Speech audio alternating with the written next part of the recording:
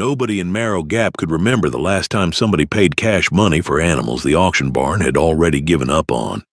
But there she was, a girl not yet 23, standing at the loading chute in a coat 2 sizes too big, counting out bills into the calloused hand of a man who kept looking over his shoulder like he expected to be arrested for taking them. 300 lambs, culls, every one of them, the runts and the late-born and the mismothered, the kind that came into the world at the worst end of a hard January and got written off before they were dry. The men leaning on the pipe fence at the Delacroix Livestock Exchange watched Sable Rehnquist load those lambs into a borrowed stock trailer, one careful armful at a time, and they did the thing men do when they have decided a thing is foolish and want everyone around them to agree. They laughed, not loud, just enough. A dry, knowing chuckle passed down the fence line like a bottle, each man taking his swallow of it and passing it along. She did not look up. That was the part they would talk about later, at the feed store and the diner and the little clapboard church out on Coldwater Road. The way she never once looked up, the way she just kept counting the lambs into the trailer and marking something in a small notebook she kept in her coat pocket, a green notebook with a cracked spine that she opened and closed maybe 40 times that afternoon.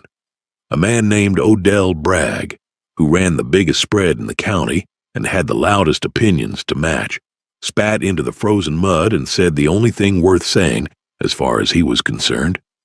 He said those lambs weren't worth the diesel it'd take to haul them home. He said it flat, the way you'd offer a weather report, and the men along the fence nodded because Odell was usually right about money, and money was the only thing that fence line believed in. If you have ever been told that the thing you had, the thing you loved, the thing you were, wasn't worth much, then do me a small favor before we go on. Tap that like button, so this story finds the other people who need to hear it, and leave a comment telling me the name of the town you're watching from tonight. Because I read them, all of them, and I like knowing where in this wide country a story like this one lands. Now let's get back to that cold loading chute, and to the girl who wasn't listening, because what those men on the fence didn't know, what they couldn't have known, was that Sable Rehnquist wasn't buying what they thought she was buying. She was buying what her grandfather had left behind. Sable had grown up 2 counties over, in a town with a stoplight and a swimming pool, raised by a mother who had spent her whole life running away from the dirt she'd been born into. Her mother had married a man who sold insurance and moved into a house with carpet, and she had told Sable more than once that the smartest thing anyone in their family had ever done was leave the Rehnquist place behind. So Sable had grown up knowing the farm the way you know a rumor, a place spoken of in the low tones people use for embarrassments and disasters, a stony 160 acres up on the shoulder of Bittersweet Ridge, where her grandfather Alcide Rehnquist had raised sheep long past the point when raising sheep made any sense, and had died broke and stubborn in the front room of a house that leaned. When the lawyer's letter came, Sable was 22, working the register at a hardware store, sharing an apartment with 2 girls she didn't much like, and going nowhere in particular in no particular hurry. The letter said the land was hers. Her mother wanted her to sell it. Her mother had a buyer already, a man who'd fold the acreage into a hunting lease and never think about it again. Sable drove up to look at it first. She told her mother it was so she'd know what she was signing away, and that was half true. The other half she couldn't have explained. She took the county road up out of the valley and onto the ridge, past the shuttered co-op and the church, and the long stretch where the pavement gave out and turned to gravel. And she came at last to a gate hung between 2 locust posts, and beyond the gate the house, and beyond the house the pasture running up to a black line of woods, and she sat in her car with the engine ticking, and she did not go in for a long time. She just looked. That was a thing she did, looked at things longer than most people were comfortable with, a habit that had gotten her in trouble in school and at the register both, this refusal to hurry past a thing until she'd understood it. She looked at the leaning house and the sagging fence, and the pasture gone to broom sedge and cedar, and she felt something she had no word for, something that was not quite belonging but was pointed in belonging's direction. She stayed the night in the cold house. She stayed the next night, too. She never did drive back. The place had been picked over by the time she came into it.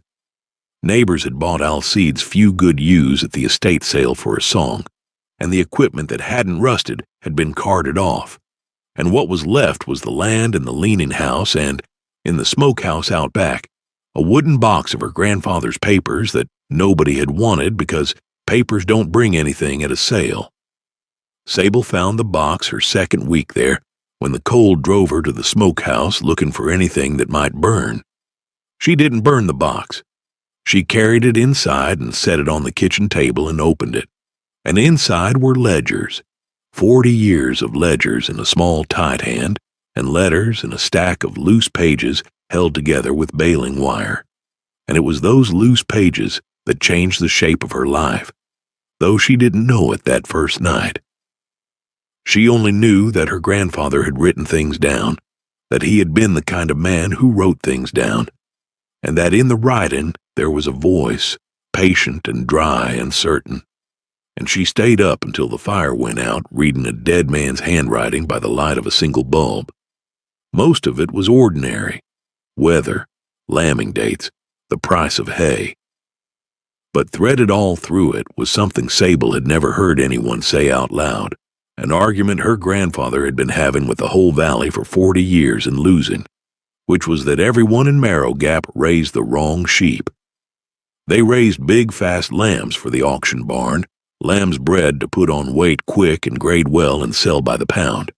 And Alcide Rehnquist had written, in a passage Sable read 3 times, that they had bred the flavor out of their flocks the way you'd wash the color out of a shirt, that the lamb they sold was pale and mild and forgettable, and that somewhere back down the line there had been a kind of sheep, an old hardy kind, small and slow and stubborn, that made meat you didn't forget. He'd kept a few.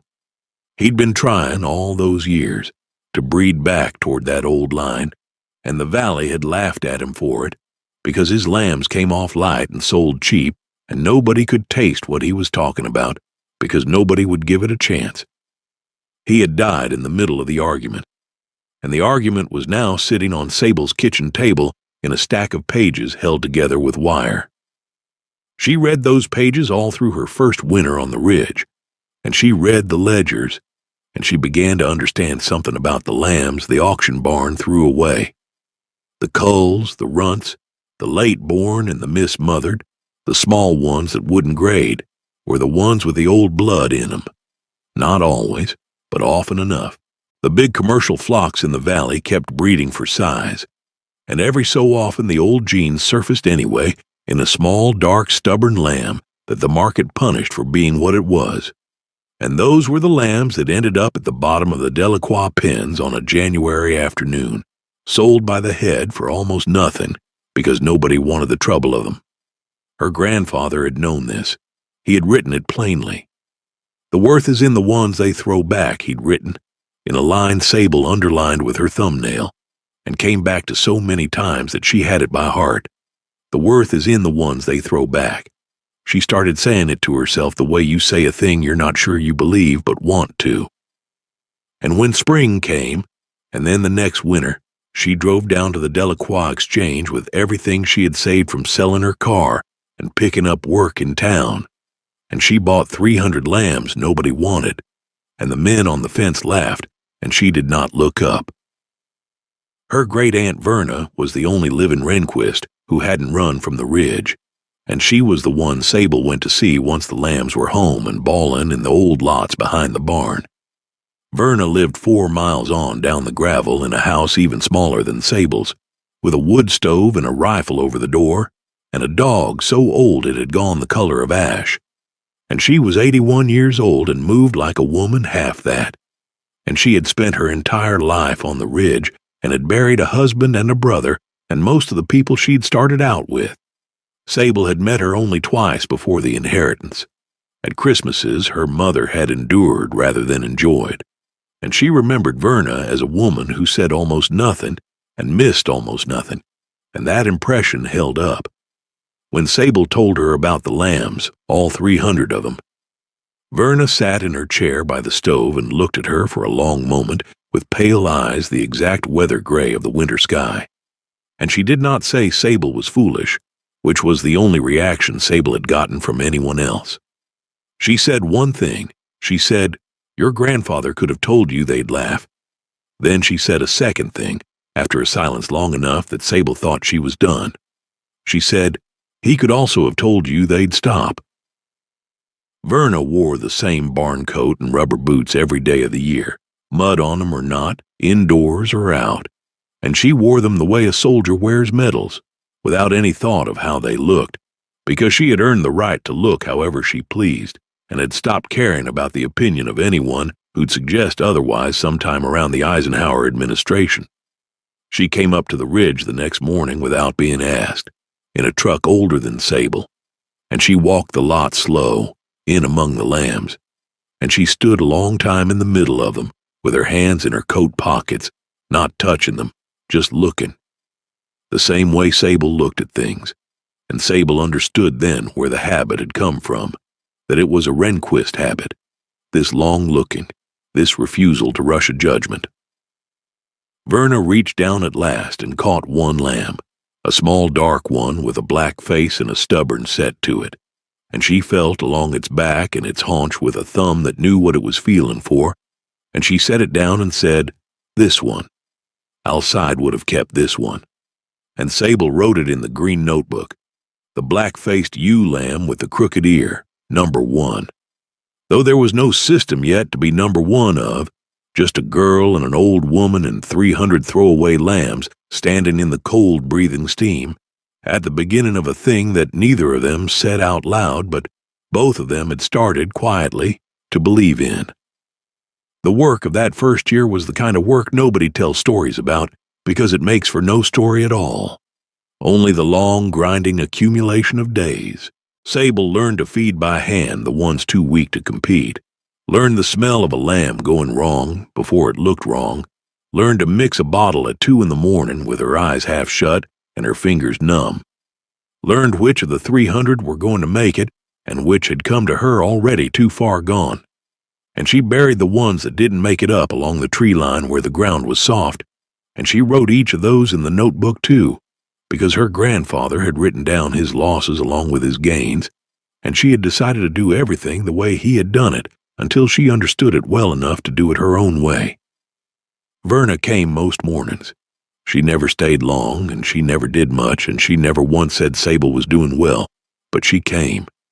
And Sable came to understand that the coming was the praise, that a woman like Verna would drive 4 miles of gravel in the cold to help you only if she thought you were worth the diesel, which was more than Odell Bragg had said the whole enterprise was worth.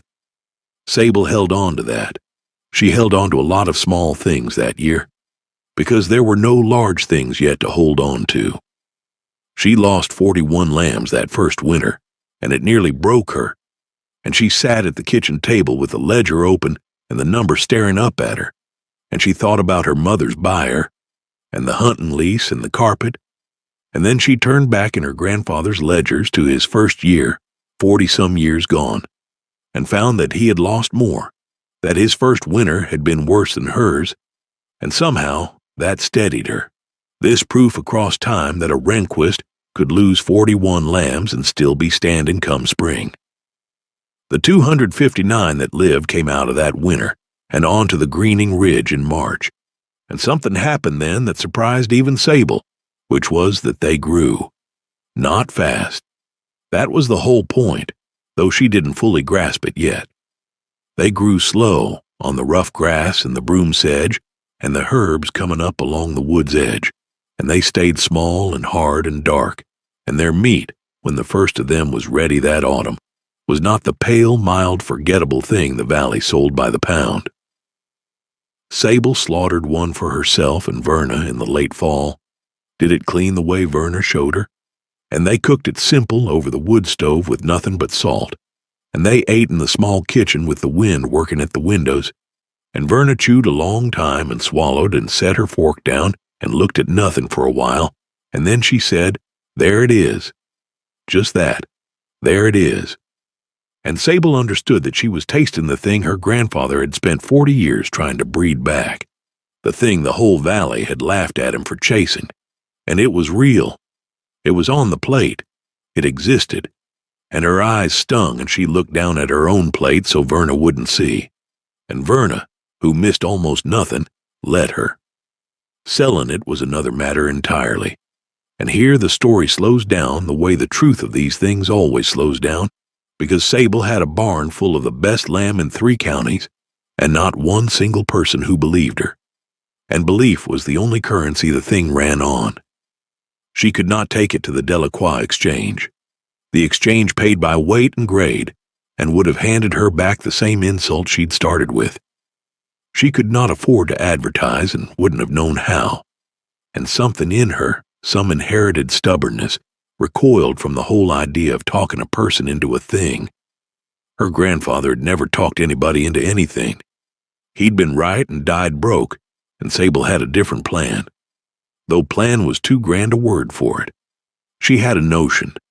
The notion was that if the thing was as good as it was, it would sell itself, one mouth at a time. And all she had to do was get it into the first few mouths. So she started with the only door she could think to knock on, which was the back door of a restaurant down in the valley town of Culane, a place called the Larkspur that a man named Ambrose Toledo had opened in a failed drugstore, and that everyone said wouldn't last a year because Culane wasn't the kind of town that ate at a place like that. Ambrose Toledo was from somewhere else, which was why he lasted and why he listened. He had cooked in cities and come back to the country for reasons of his own, and when a young woman he'd never met walked into his kitchen at 10 in the morning with a cooler and asked him to just taste it and tell her the truth, he almost sent her away. Because everybody with a freezer full of meat thinks it's special. But he was between things and mildly curious, and there was something in the flat certain way, she said just taste it, that got under his professional caution. And so he cut a piece and seared it plain and ate it, standing up at his own counter. And then he was quiet for a while. The same quiet Verna had gone into. And Sable was learning to recognize that quiet, learning that the quiet was the sale, that anyone who talked right away hadn't tasted it. Ambrose asked her where it came from. She told him. He asked her how much she had. She told him that too, and told him about the culls and the fence line and Odell Bragg and the diesel, all of it.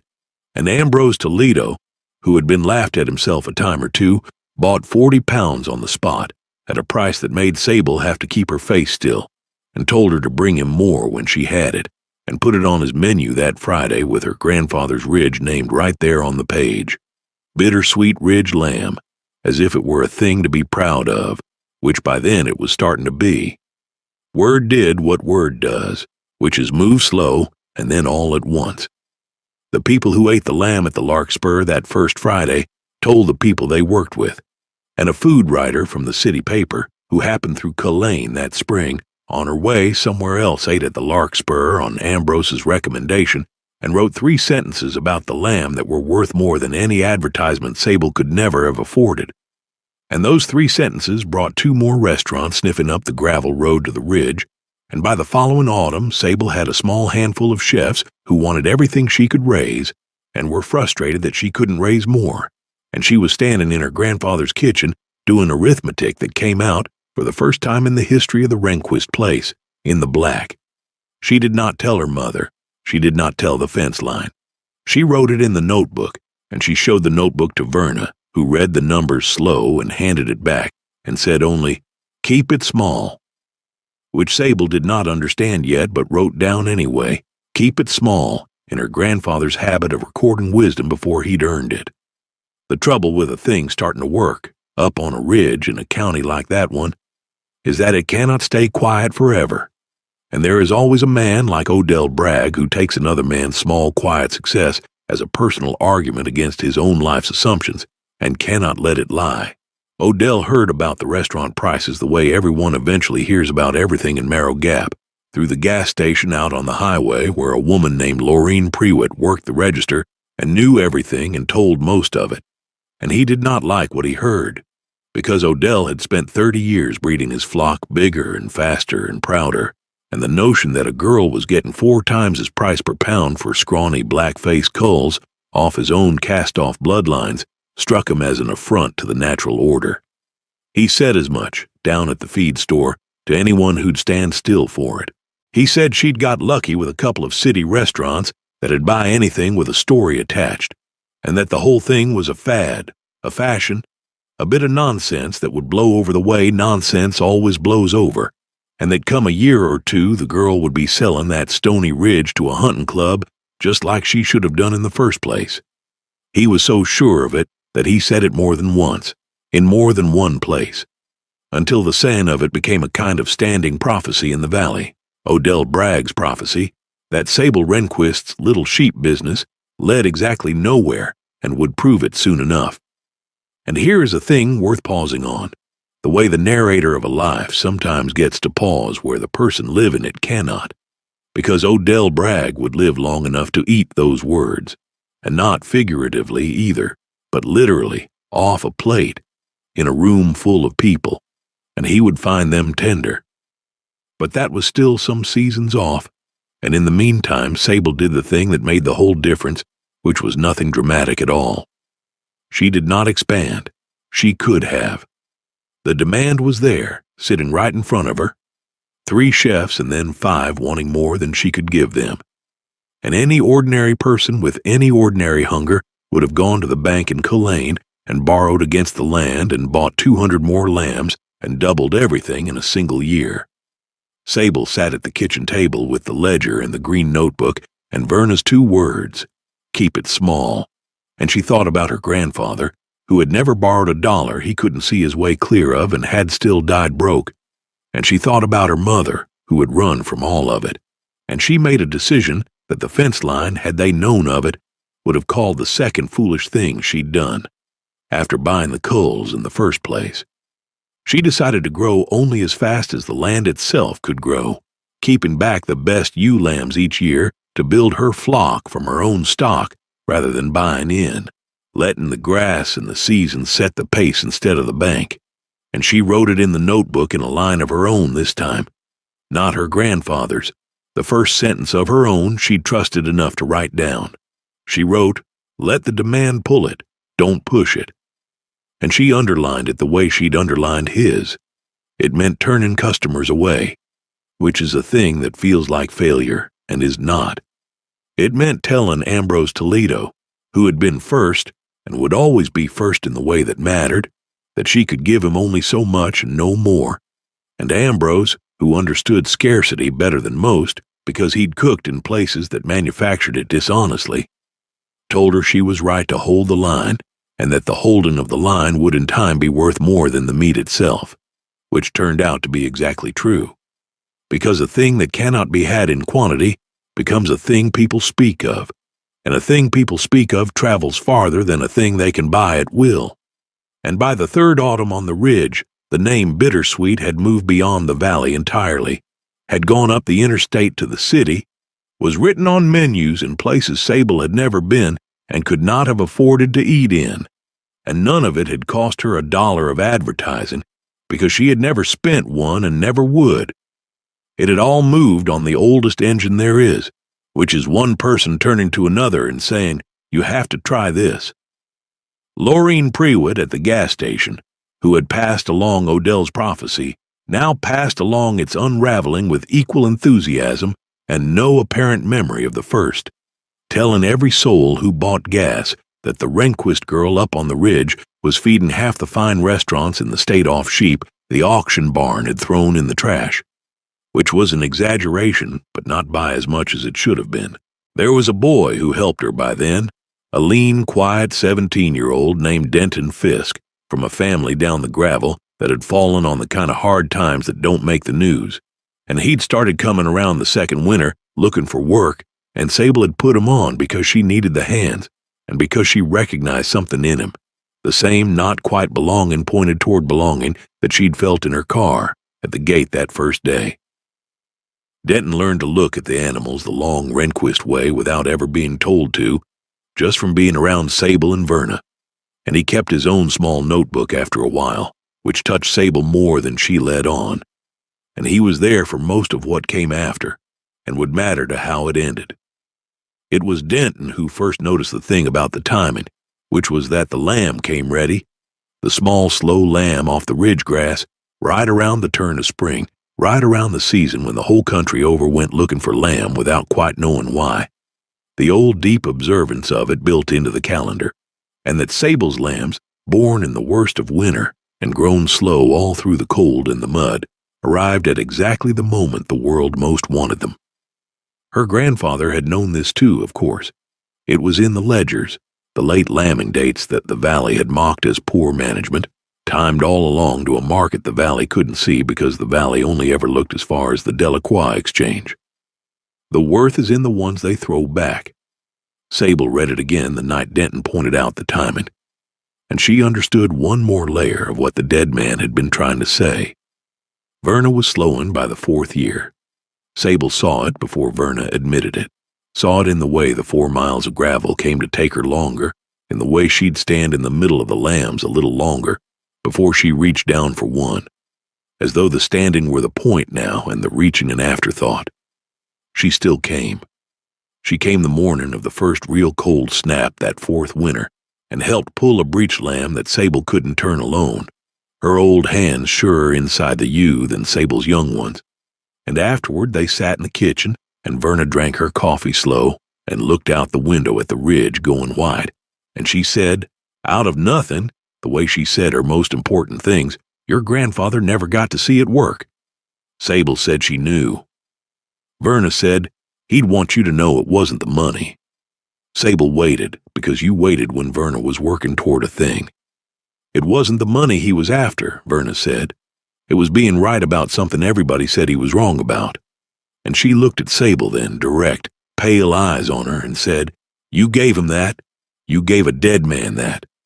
And it was the closest to praise Sable had ever heard from her. And it was more than enough. It was almost too much. And Sable had to get up and tend the stove that didn't need tending so she could stand with her back to the room a moment. The turning of Odell Bragg happened the way Verna had said it would, quietly, without his making a large production out of it. And it happened because of the timing and the season and a room full of people down in Culane. There was a spring supper that 4th year at the Larkspur, a thing Ambrose Toledo put on for the town, a long table affair where he cooked what the ridge and the valley gave him and charged what people could pay and filled the old drugstore with the whole cross-section of the county, the ones who'd doubted and the ones who'd believed and the ones who'd never thought about it at all. Odell Bragg came because his wife wanted to, and he came prepared to be unimpressed, and he sat at the long table with his arms crossed over his chest and his prophecy still warm in his mouth, and Ambrose Toledo brought out the lamb, the bittersweet lamb, the small, slow, dark meat off the coals Odell had helped throw away, and set it down the length of the table, and the room went into the quiet. Sable was there at the far end, where she could watch without being watched, and she saw Odell Bragg take his first bite the way she'd learned to see things, the long Rehnquist looking, and she saw him stop. She saw him go still. She saw a man who had said 100 times that this led nowhere sit with a fork in his hand and a piece of the proof on his tongue, and no way left to argue with it. Because you cannot argue with a thing once it is in your mouth and it is good. He did not come to her that night. He was not that kind of man, and she had not expected it. He came 3 weeks later, up the gravel to the ridge, in his big, clean truck, and he sat in it a while at the gate the way Sable herself had sat at that same gate 4 years before, and then he came in through the lot and found her at the barn, and stood there, turning his cap in his hands, this large, loud, sure man, made small and quiet by the thing he'd come to say. He did not apologize, not in words, or not in the words a smaller man would have used. He said, "That's supper at Toledo's." Sable waited. He said, "I've been raising sheep in this county 40 years. Then he said the thing that cost him and that she understood was his whole apology folded into a single flat sentence offered for consideration the way he'd once offered his insults. He said, "You're raising something I don't know how to raise." And Sable, who could have said a great many things, who could have named the diesel and the fence line and the laughing, said only, "My grandfather knew how." Odell nodded slow. He said he'd known Alcide. He said, "We all thought he was a fool." There was a silence then that held the whole 40 years in it, and Odell Bragg put his cap back on and said he had some old ewes back in the far end of his flock that threw small dark lambs he'd been culling out every year, and that if she wanted them, if she could use them, they were hers, and he'd haul them up himself. And that was how Odell Bragg came to spend a Saturday hauling his own cast-offs up the gravel road to the ridge in his big clean truck, the chief skeptic of the county, delivering to the girl he'd said wasn't worth the diesel, the very bloodlines he'd spent 30 years breeding away from, and neither of them made a large production out of it. And that was the mercy of it, that it could be done small and true without a ceremony. Verna died in the 5th winter, in her own bed, in the little house 4 miles down the gravel, with the ash-colored dog on the floor beside her, and the wood stove going and the rifle over the door, 86 years old, having outlived every prophecy anyone ever made about her and most of the people who made them. Sable found her, having come down that morning with a jar of the broth Verna liked, and she sat with her a long time before she did anything else, before she called anyone, just sat in the chair by the stove where Verna had sat and looked at the old woman the long Rehnquist way one last time. And she was not able to look away from this the way she'd looked away from other things, and she cried in the small warm room with the wind working at the windows the way it always had. There was a stack of papers on Verna's table, and Sable took them home, because that was the Rehnquist way. The papers went to the one who'd read them, and among them she found a single sheet in Verna's hand, harder to read than Alcide's, written not long before, and it was addressed to Sable, which meant Verna had known, which meant Verna had chosen her moment the way she chose everything. It said very little because Verna had never in her life used 2 words where one would carry the weight. It said, "The flock is yours now, and it was always going to be yours," and it said, "Keep it small," the same 2 words, the last 2 words, and it said, at the bottom, "The worth is in the ones they throw back, and remember that you were one, and so was I." And Sable read that last line and understood a thing about her great-aunt she had never quite let herself understand while the old woman was living, that Verna had been a cull, too. In her way, a woman who'd stayed on a ridge everyone left, kept by no one, valued by no market, and had proven her own worth slow across 60 years, the way the lambs proved theirs across 1, and had recognized Sable at that first meeting by the kitchen stove as her own kind, thrown back and worth keeping. They buried Verna up along the tree line, not far from where Sable buried the lambs that didn't make it, and the whole ridge and half the valley came, and Odell Bragg was there in a black coat with his cap in his hands, and Ambrose Toledo drove up from Culane, and Laureen Prewitt closed the gas station for the afternoon, which she had not done in 19 years, and Denton Fisk, grown now into a broad, quiet young man, stood beside Sable at the grave, and the wind came up off the pasture the way it always had and moved through the broom sedge and the cedars, and the lambs called out down in the lots the way they did in the cold, that thin, steady bawling that had been the sound of the ridge for 5 winters and 40 before that, and Sable stood in the middle of it and did not look away. The expansion came after, but it came the same way everything else had come, which is to say slow and small and without debt, and pulled by demand rather than pushed by ambition. Sable took Odell's old ewes and built them into the flock, and she kept back her best each year, and she never once borrowed against the land, and when at last she needed more ground than the 160 acres could carry, she did not buy it. She rented the Phelan pasture off 2 neighbors who were glad of the income and gladder to see the old ridge come back to life, and she brought Denton on as a partner rather than a hand, once he was old enough to sign his name to a thing, because he had earned it the way you earn things on a ridge, by staying. The green notebook filled, and she started a second and then a third, and the ledgers stood on the shelf, Alcide's and hers together now, 40-some years of his and going on 10 of hers, The same tight hand nobody would ever have guessed she'd learned to imitate. She never advertised.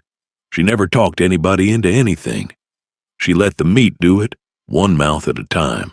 The way she'd started, and the name Bittersweet went as far as a name like that goes when it is true, which is farther than money can send it.